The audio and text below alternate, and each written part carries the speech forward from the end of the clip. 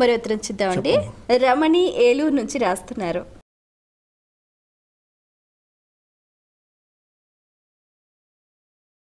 శ్రీరామనవమి రోజున ఏం చెయ్యాలి తెలియజేయగలరు అంటూ రాస్తున్నారు.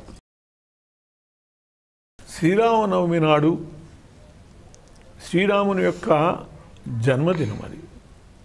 శ్రీరాముడు చైత్రశుద్ధ నవమి నాడు కర్కాటక లగ్నంలో పుట్టాడు. ఆయన పుట్టినప్పుడు 5 గ్రహాలు ఉచ్చెలో ఉన్నాయి. పంచోచ్చే లోకనాయక అని చెప్పి జ్యోతిష్ శాస్త్రం చెబుతోంది. 5 గ్రహాలు కనుక ఉచ్చెలో ఉంటే వాళ్ళు లోకనాయకులు అవుతారు అని. ఈనాటికి కూడా శ్రీరామచంద్రుణ్ణి ప్రభువుగా తలిచి రామరాజ్యం కావాలని కోరుకుంటున్నాము అంటే ఆయన యొక్క విశిష్టత అటువంటిది. అట్లా శ్రీరామనవమి నాడు ఆయన పుట్టుకకు సంబంధించినటువంటి వేడుకలు నిర్వహించుకోవటము, అట్లాగే ఆ రోజునే ఆయన కళ్యాణం కూడా చేసేటటువంటి సంప్రదాయం రామదాసు నెలకొల్పనివ్వండి, లేదు ఎవరు పెద్దలు నిలబెట్టినా కూడా ఆ రోజునే కళ్యాణం చేసుకోవటం. అంటే జన్మదినానికి సంబంధించినటువంటి పర్వాన్ని దృష్టిలో పెట్టుకుని ఆ శ్రీరామునికి సంబంధించినటువంటి పూజా కార్యక్రమం నిర్వహించుకోవటం, అట్లాగే కళ్యాణం నిర్వహించుకోవటం. ఈ పూజా కార్యక్రమం చేసుకునేటప్పుడు రామ పంచాయతనానికి పూజను నిర్వహించుకోవాలి. సీతారాములు మధ్యలో ఉంటారు, లక్ష్మణుడు ఉంటాడు, ముందు హనుమంతుడు ఉంటాడు, భరత శత్రుఘ్నులు కుడి చేతి వైపు భరతుడు, ఎడం చేతి వైపు శత్రుఘ్నుడు ఉంటాడు. ఇట్లా రామ పంచాయతన పూజను నిర్వహించుకోవాలి.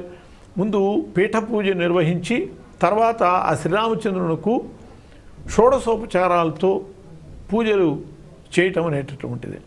అట్లాగే నవాయతన పూజ కూడా ఉన్నది.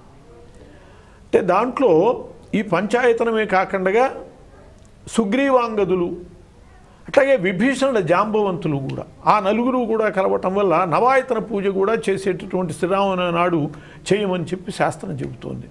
అట్లా వాళ్ళకు కూడా సకలోపచారాలతో పూజ చేయటం, దానికి సంబంధించినటువంటి పీఠ పూజ అవన్నీ కూడా ఉన్నాయి. పీఠ పూజ అంటే వేరే తీసుకురాకలే, వాళ్ళు ఉన్నటువంటి ఆ పీఠానికే ఆయా స్థావరాల్లో మనం పూజ చేస్తాం. అన్ని దిక్కులా కూడా పూజ చేసి ఆ సీతారాములకి పూజ చేసేటటువంటి తర్వాత ఆ రోజున కళ్యాణం నిర్వహించుకోవటం.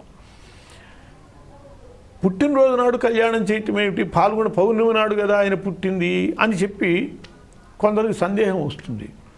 కానీ శాస్త్రం చెప్పింది యస్యావతార దివసే తస్య కళ్యాణం ఆచరేత్ అని.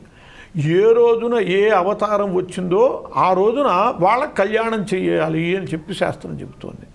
అందువల్ల శ్రీరాముడు పుట్టినటువంటి రోజు చైత్రశుద్ధ నవమి కాబట్టి ఆ రోజున ఆయనకి కళ్యాణం చేయటం అనేటటువంటిది శాస్త్రవిహితమైనటువంటి విధానమే.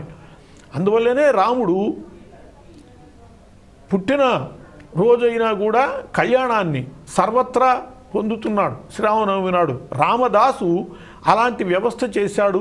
అది కూడా శాస్త్రబద్ధమైనటువంటి వ్యవస్థే.